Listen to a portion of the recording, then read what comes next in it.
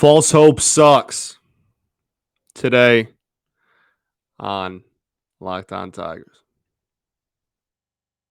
You are Locked On Tigers, your daily Detroit Tigers podcast. Part of the Locked On Podcast Network, your team every day.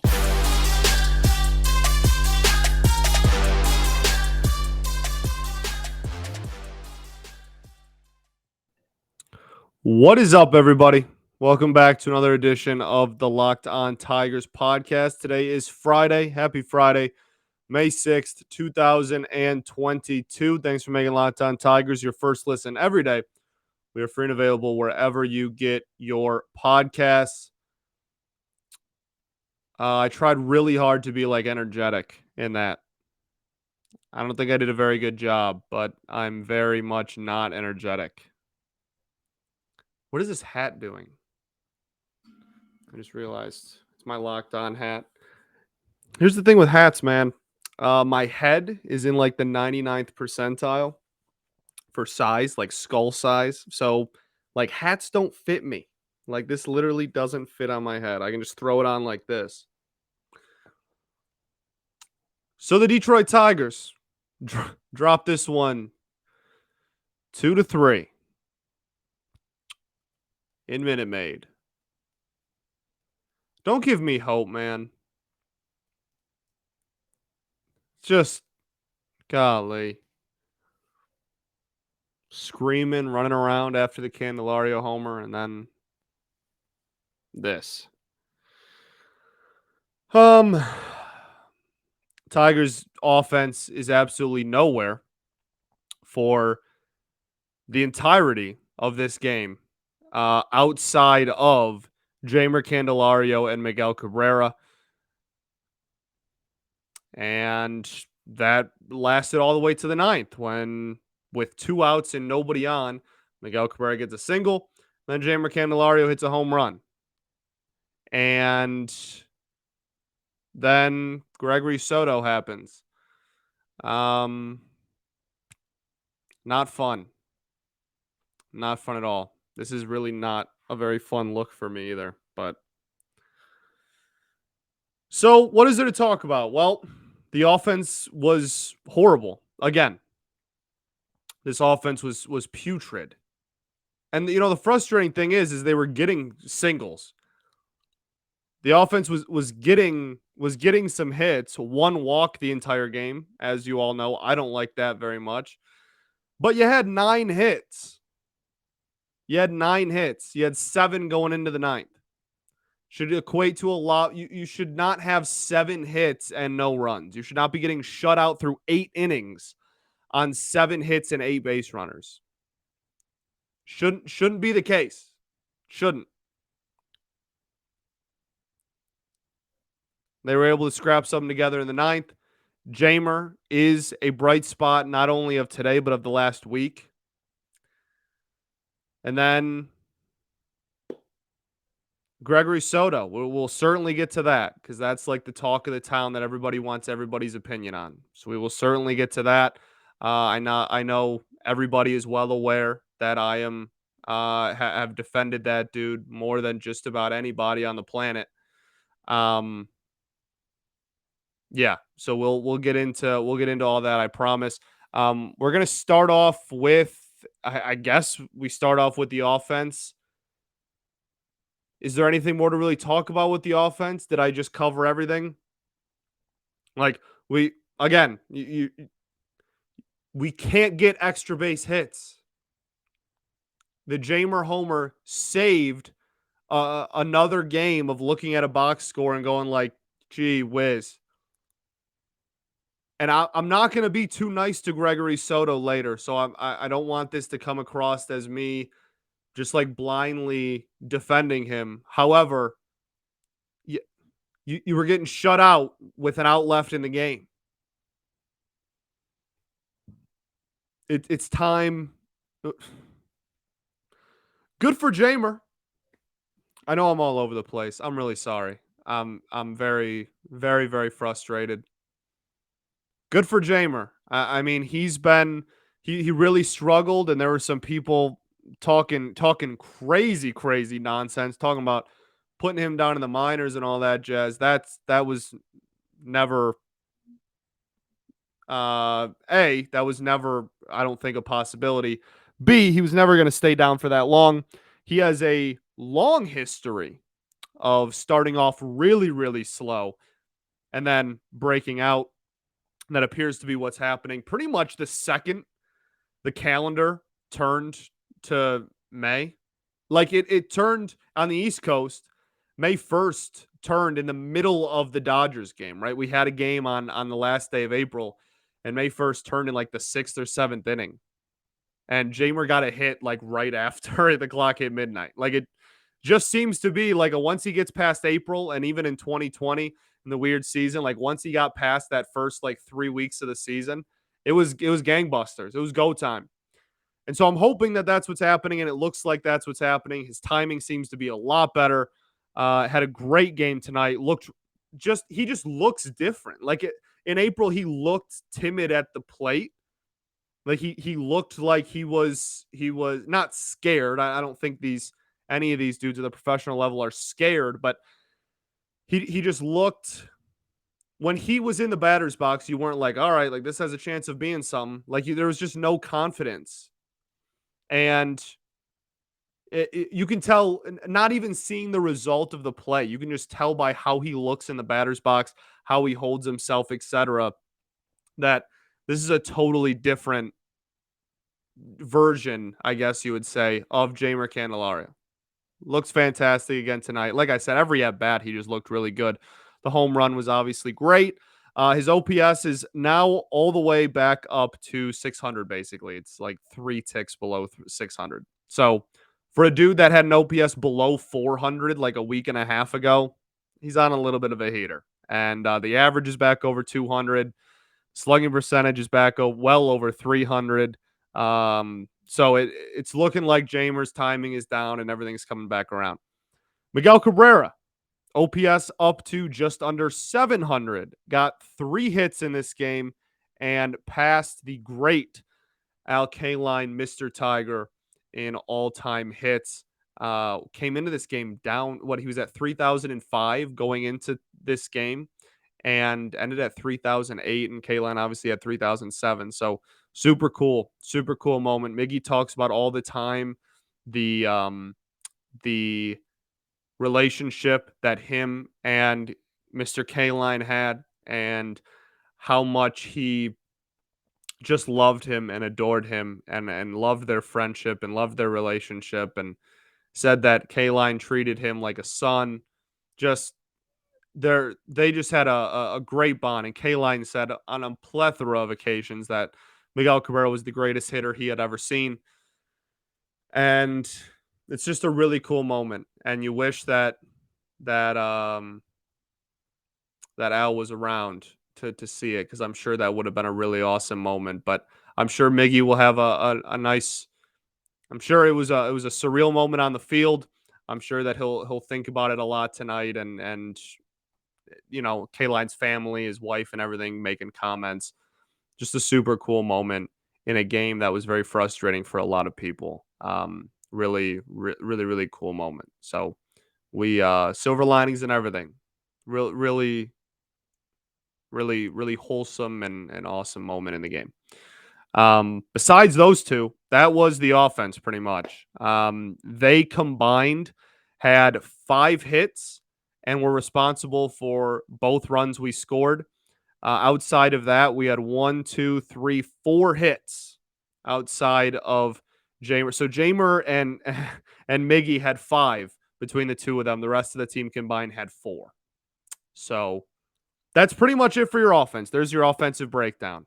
2 dudes showed up, and that was pretty much it. And even that, I mean, all 3 of Miggy's were singles. Like, it's still just the singles show. That's what this is. That sounds like a really bad dating show now that I think about it. It's just, there's no extra base hits on this team. And no matter what your opinion of how the game is played today, and batting average, or getting on base versus hitting homers, launch angle, whatever, if you're an old school guy, that's fine. There's no denying that with the way the game of baseball is played in 2022, you are not going to be successful by hitting 8 singles a night. You're not. We had we had we had 9 hits, 7 of them were singles. We had one Robbie Grossman double in the first inning and then the Jamer homer. That's it. And what 2 runs? Where did the 2 runs come from? The Jamer homer. Singles are great. Base hits are great, but they set up moonshots. They set up gappers. They set up deep doubles, right? Doubles, triples if you're in Comerica and hit to right field. You're not going to win without any extra base hits. I hate to break it to you. And that has certainly been the reoccurring theme all year so far this year. We will get into Tarek Skubal, who's another bright spot in this game. And then obviously we will cover the bullpen because that is the talk of the town. But first, I got to tell you all about Built Bar. Summer is coming. And with your summer, you're going to need some food on the go. Built Bars are the perfect snack to take with you on family vacations. You can throw them in your bags, your kids' backpacks. Make sure that everyone has a bar so you are fueled for your summer adventures. The best part about Built Bars is they're healthy and delicious. No more sacrificing delicious food for health. With Built Bar, you can have both. And it's easy. All you have to do is go to built.com and order right now. Most Built Bars contain about 130 calories, 4 grams of sugar, 4 net carbs, and 17 grams of protein. Compare that to a candy bar, usually has about 240 calories, 30 grams of sugar, and dozens of net carbs. So go to built.com right now. Get all your favorites: banana cream pie, raspberry, double chocolate. They have so many more. They're all delicious, and new flavors are coming out all the time. So check them out at built.com.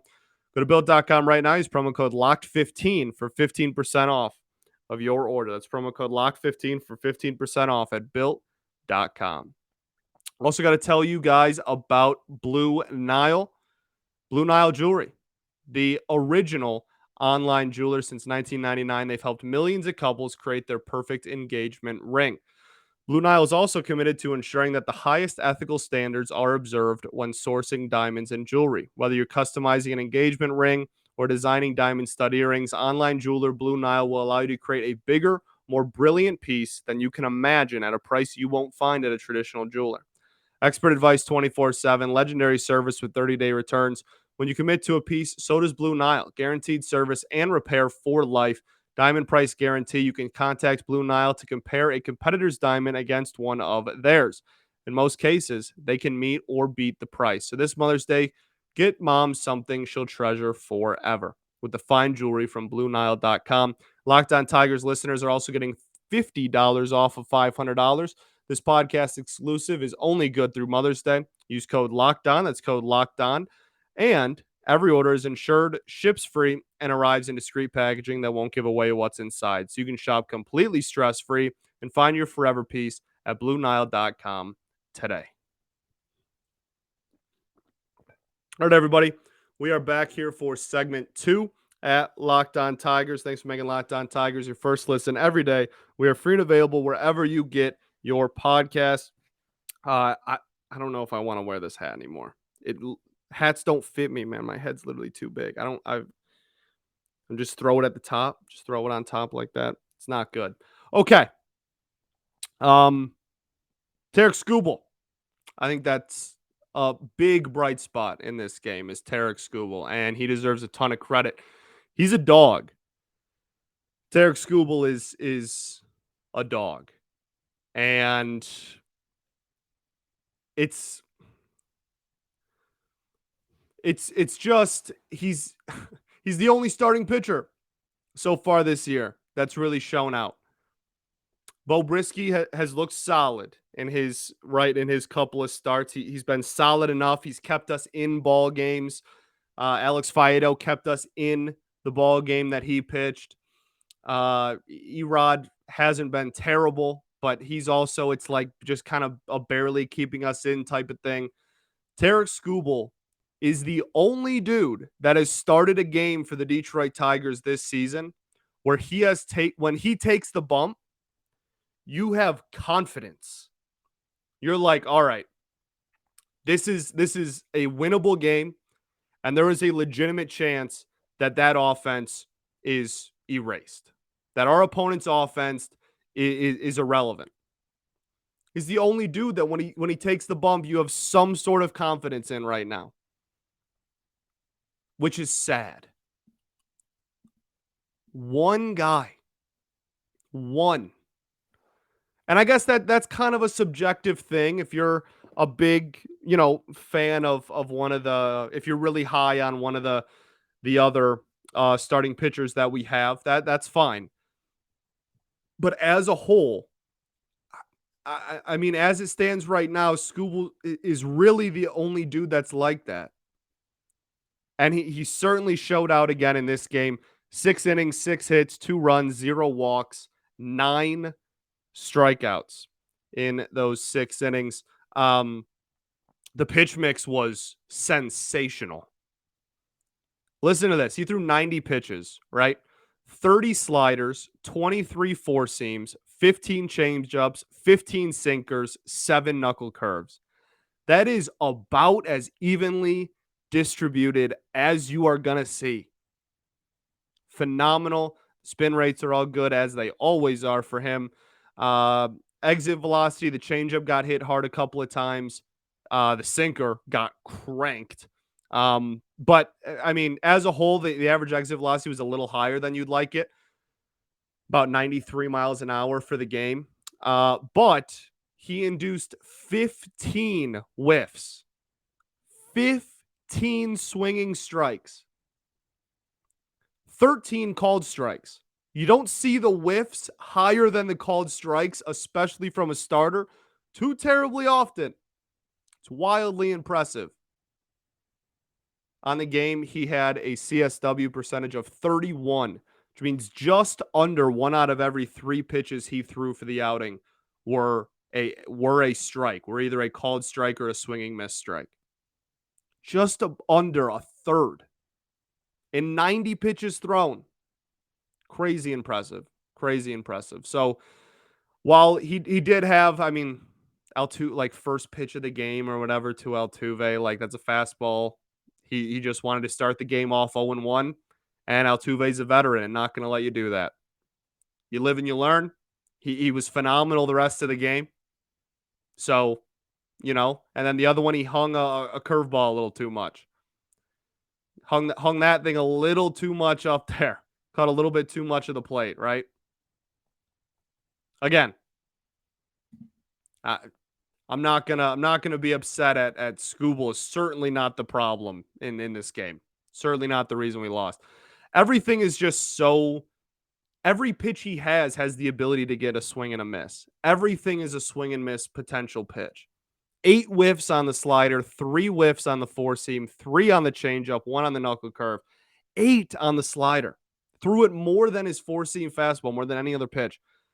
Just I love the mix he does. I love how much even movement his fastball has.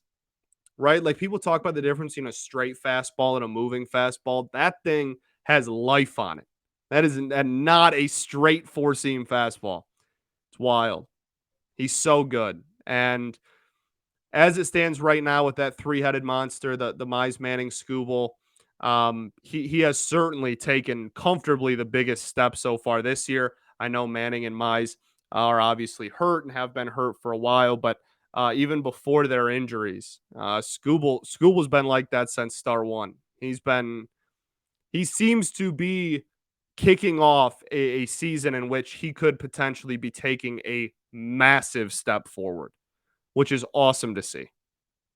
So Tarek Scooble, if you were going to do like a Castellani style player of the game, Tarek Scooble is certainly that, in my opinion. I guess maybe you give it to Jamer, but I think that Scooble has been phenomenal this year and continued to be phenomenal again on Thursday night against, by the way, a phenomenal Astros lineup, even with the losses that they have had over the last couple of years, losing Springer, losing Correa.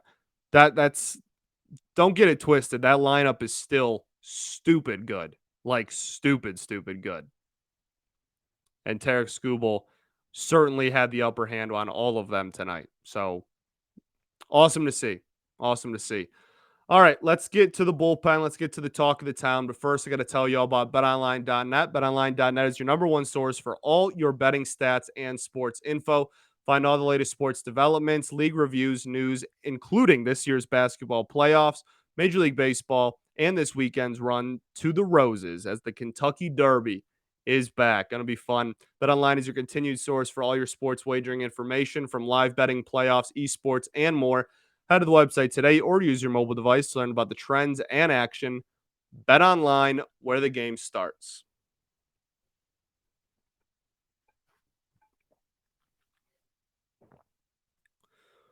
All right, everybody. Welcome back to our third and final segment here at Locked On Tigers. Yeah, this hat looks goofy. Too small for my head. The bullpen has been a bright spot for the Detroit Tigers this year, right?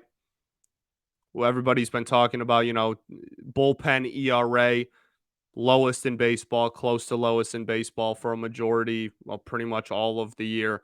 It's been a huge bright spot. And before we get into Gregory Soto, I want to make this apparent, and I don't want it to get.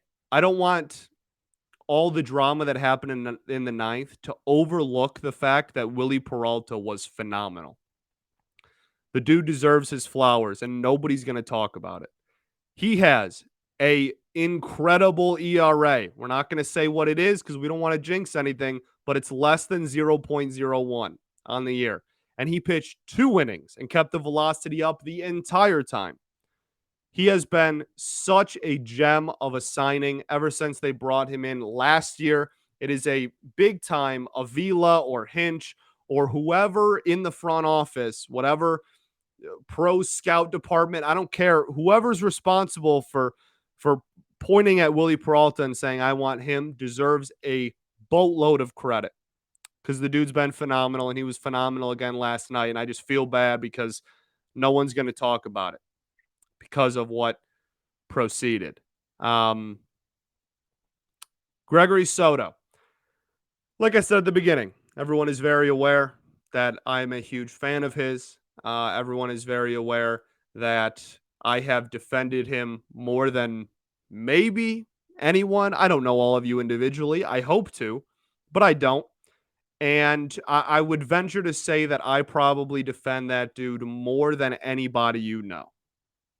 Probably, right? I'd say that's probably true for a majority of people listening. I am a massive defender of his. It's tough. It's really tough because there's a lot of very weird things about tonight that A, are constants with Gregory Soto, and B, it makes it a lot more difficult to defend putting him in those situations when the rest of the entire bullpen has been damn near flawless this entire season. We have several dudes in this bullpen who, I'm just going to say it, have not given up a run this year. Several. We just talked about one, and your second highest leverage situation, your quote unquote 8th inning guy, even though it's not really a true 8th inning guy, also has not given up a run this year and is currently on a stretch of scoreless inning streaks. On a scoreless inning stretch. You get what I'm trying to say? Hasn't given up a run in a long time. It's a lot harder to say, oh, well, who else are you going to go to? Oh, well, what else are you going to do when the rest of your bullpen has been as good as the Detroit Tigers bullpen has been this year? So we're going to start with that.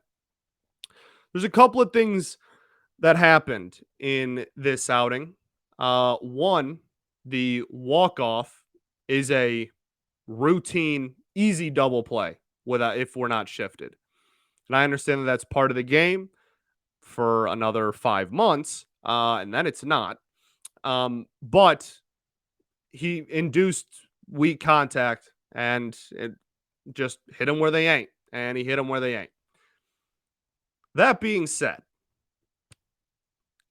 I'm very much of the belief that nothing in this world is like 100% or 0%. Everyone wants to make everything out to be like super black and white these days. And I don't believe that that's how anything in this world is. So that's why I bring up the walk-off could have not been a walk-off. Pretty easily, actually. You could have had 2 outs in the inning, not giving up a run, and the man on third really not mattered because you're an out away from getting out of the inning, right? So I just want to start with that. That all being said, probably time to not have Gregory Soto be your highest leverage situation, dude.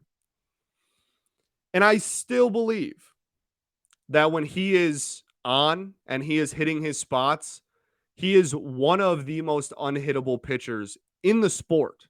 I believe that.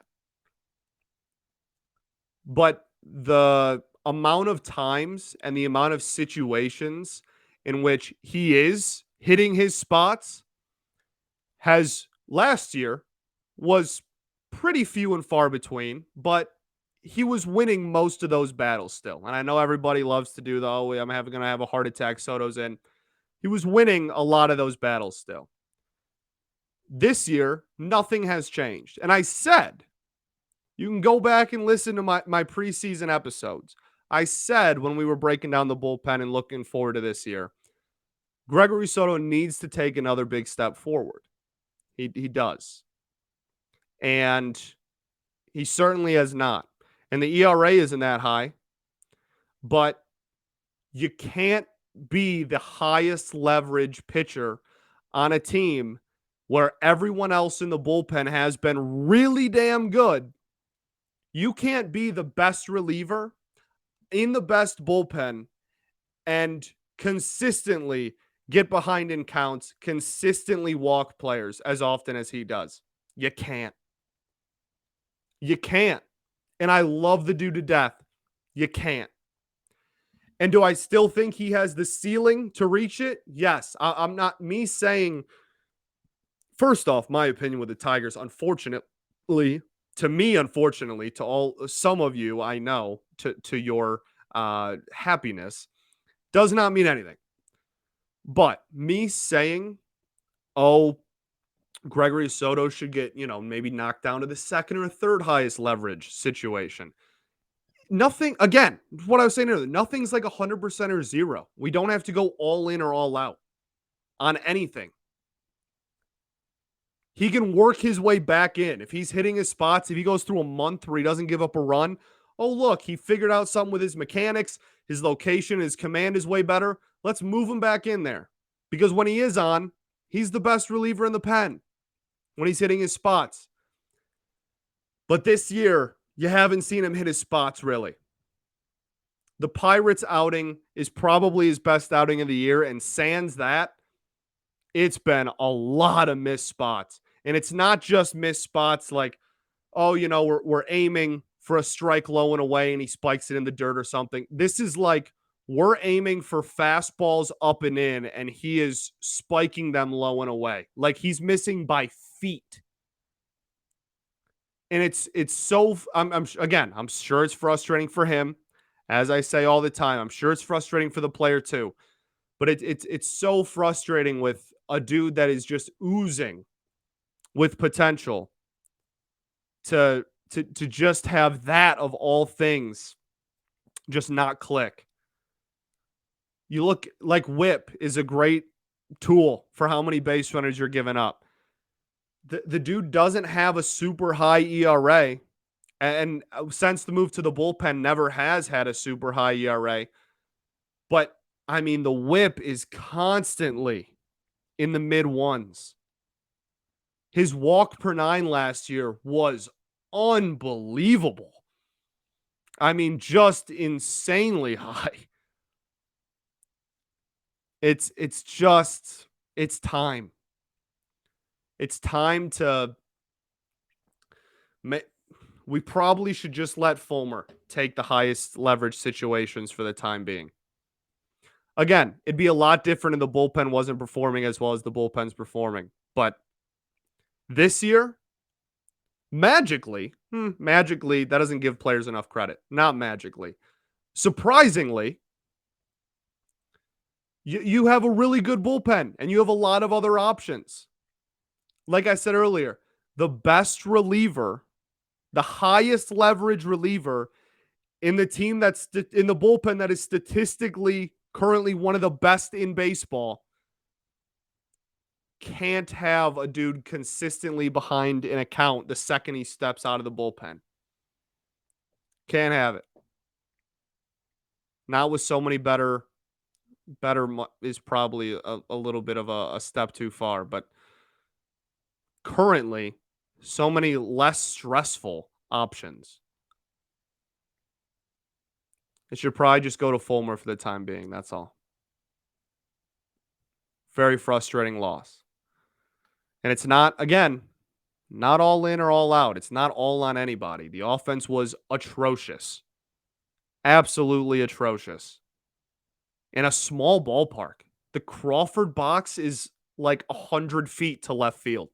Hit a pop-up and you can go yard in this dinky little ballpark. You play in Comerica. You have flyouts to the warning track that would hit the railroad tracks at this stadium. It just, the offense is struggling. Soto's command, again, as much as I defend him and his stuff, has been, he's really struggled with it all season so far. And again, I think some of it's still developable. It can still be developed. He can still turn into that dude. But right now, as it stands on May 6th, 2022, probably time to make a change because this offense is not hitting at all, not driving the ball at all. And the few times that the offense has put you in a situation where you can strike, either take a lead or just have a lead, Gregory Soto has come in and blown the game. I know the Twins thing was like 90 different people's fault. But again, threw 8 straight balls out of the bullpen that game. It's just you can't help them like that, man. You can't help the other team like that no matter what happens after. You can't consistently put yourself behind like that. And broken record, but when the rest of the bullpen's been thriving like this, it's really hard to justify keeping him in that role. And maybe the bullpen regresses and struggles and Gregory Soto takes a step forward and in 3 weeks he gets the job back. That's fine. We don't have to fully commit to anything. But as it stands right now, I just hit my camera, I'm sorry. As it stands right now, it's probably time. Golly. This team.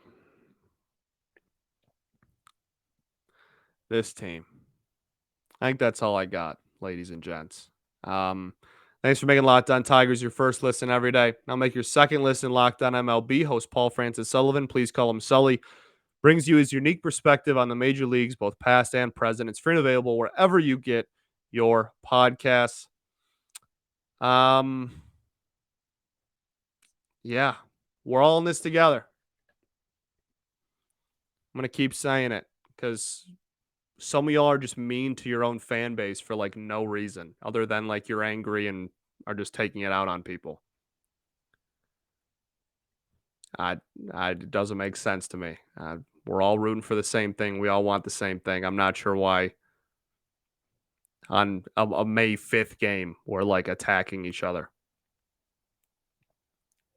Wild, but we're all in this together. We're all rooting for the same team. This is beyond frustrating. I'm very tired, as I'm sure we all are. And hopefully we will be recapping some wins next time I see you on Monday. Also, really quick, if you stayed through to the end, first off, appreciate you. Second off, We might be dropping a bonus episode this weekend. I'm not 100% sure when I'm going to drop it. But I do have an interview that I have completed with a Detroit Tigers organization player. I've interviewed someone on the 40-man roster, and I have that. So it might drop this weekend.